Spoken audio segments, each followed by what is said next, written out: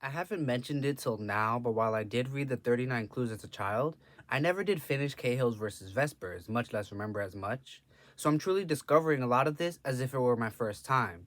I don't know why I never finished it when I was younger, maybe because I was still waiting for it to come out and I just got bored, but I'm excited to see how things end for the Cahills this time around.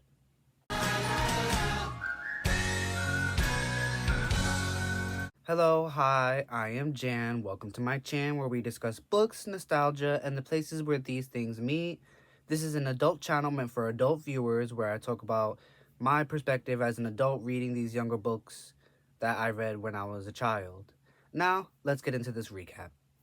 I forgot how much more wild this series was than the first, and that's saying a lot. Dan and Amy are wanted by Interpol, 7 Cahills are being held hostage, and the dangerous Vespers are always one step ahead of them all, willing to kill anyone to achieve their goals.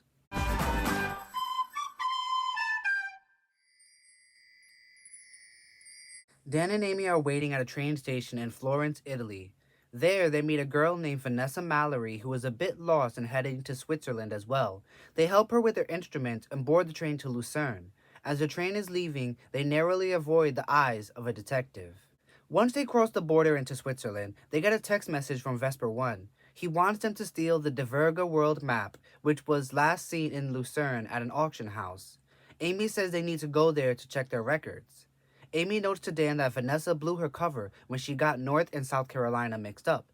They're immediately suspicious of her. Don't be suspicious.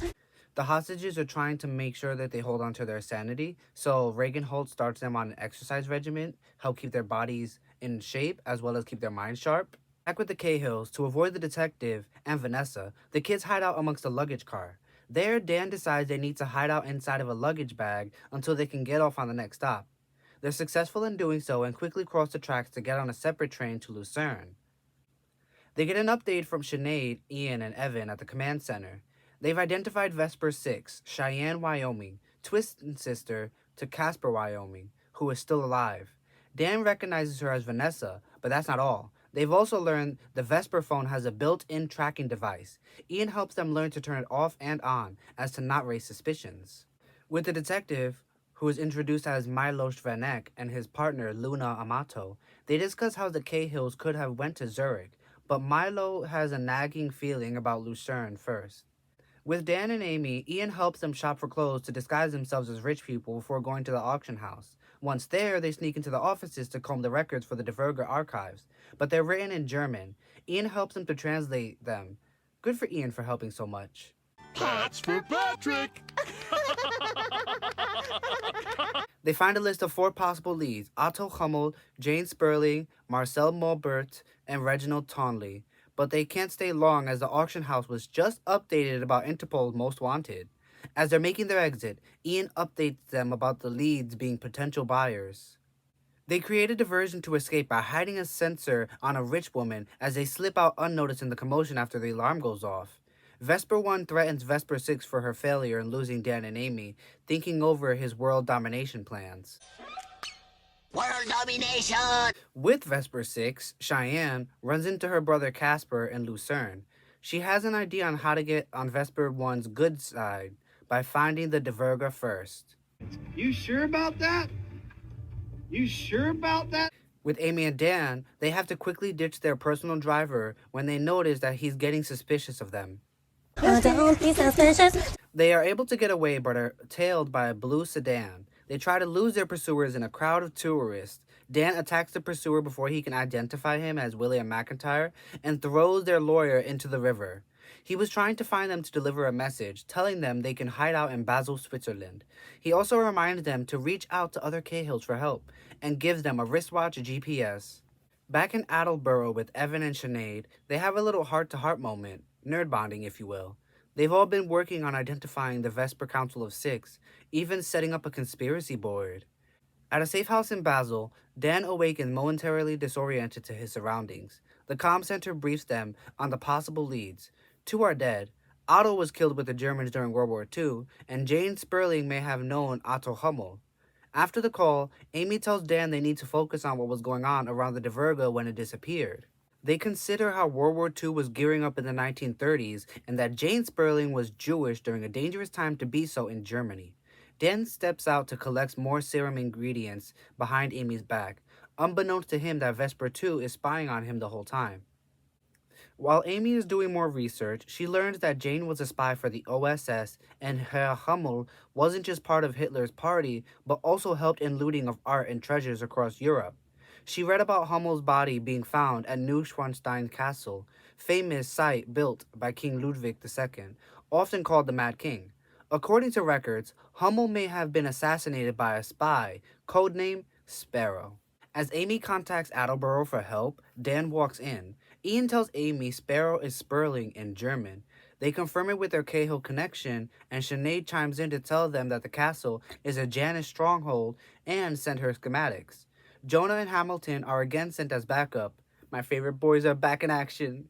With our hostages, they're still sticking to their exercise routine when dinner is sent down.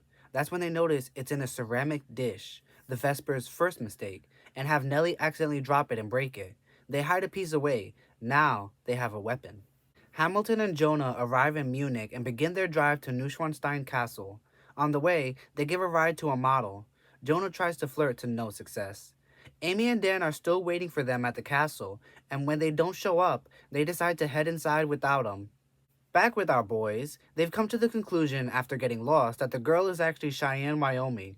They try and ditch her as quickly as possible. When they do so, Hamilton checks the phone he snatched off her.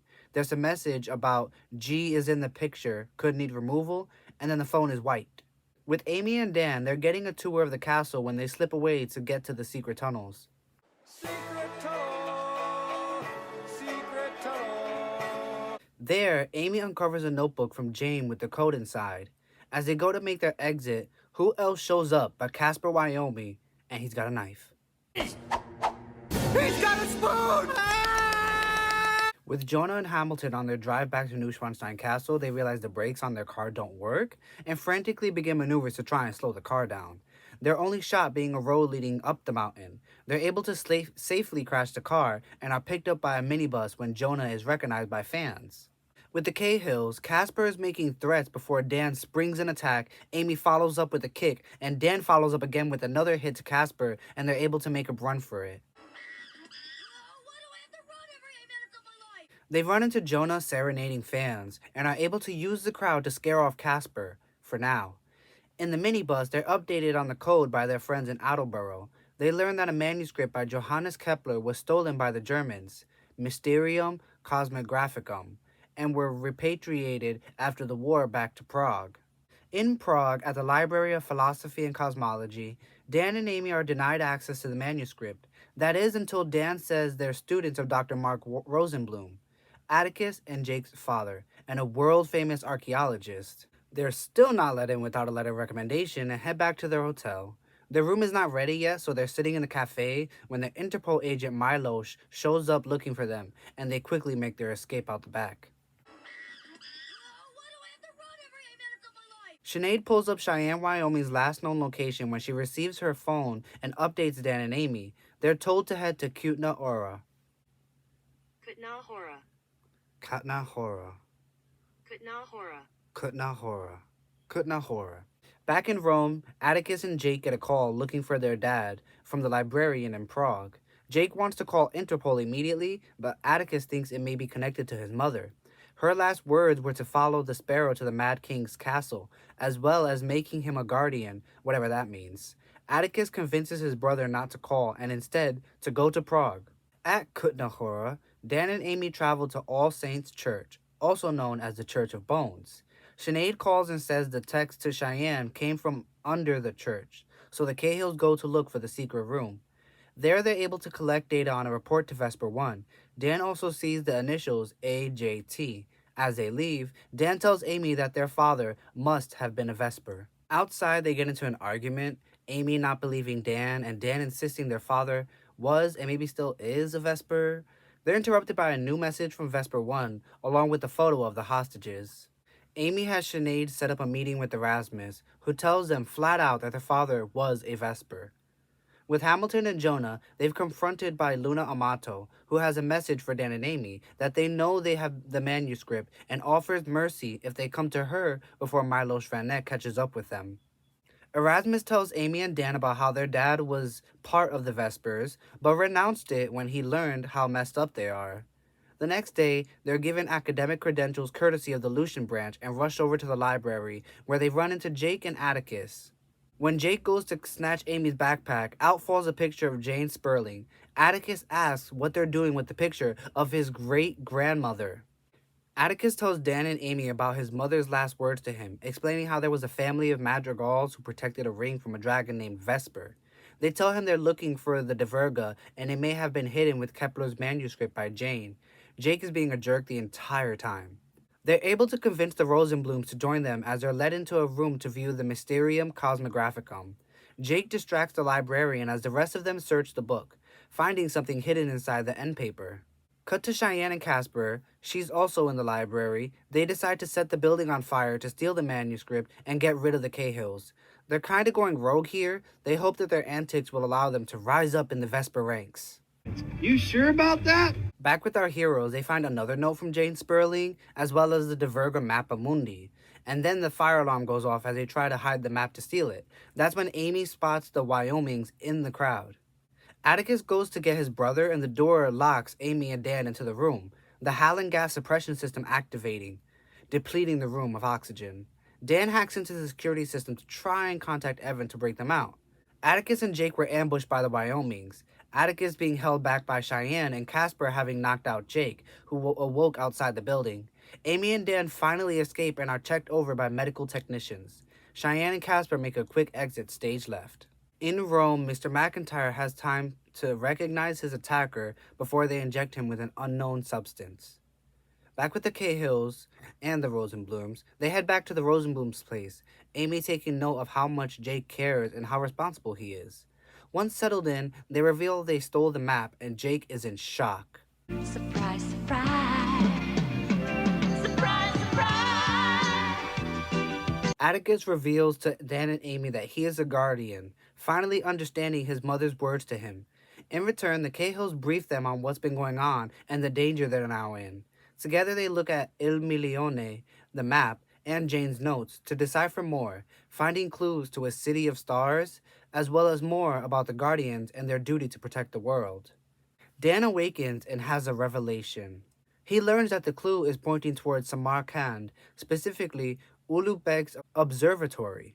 Just then, Vesper One texts them to meet him at the astronomical clock in a few minutes, and they rush out.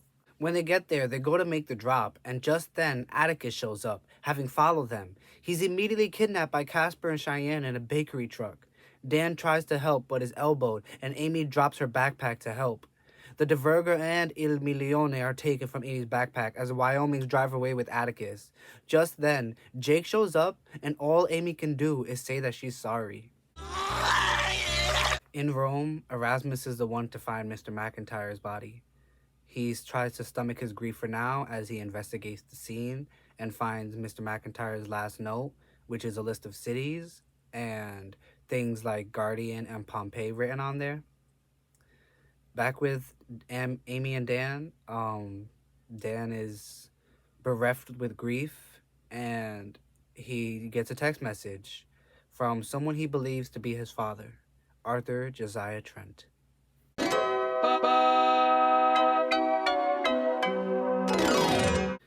So far, Dan and Amy have had to steal the Medusa and now the Diverga world map, and now they've lost Il Milione.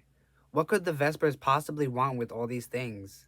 All that we know so far is that Atticus is descended from these Guardians, and somehow they're connected to the Vespers and their plans to try to take over the world.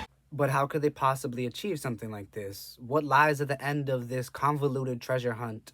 The bodies are piling up, and it seems like the Cahills are no closer to rescuing their hostages than they were from the beginning. But that's all I know for now. Please let me know your thoughts in the comments below. Leave a like and subscribe to my channel to keep up with my nonsensical book ramblings. Bye!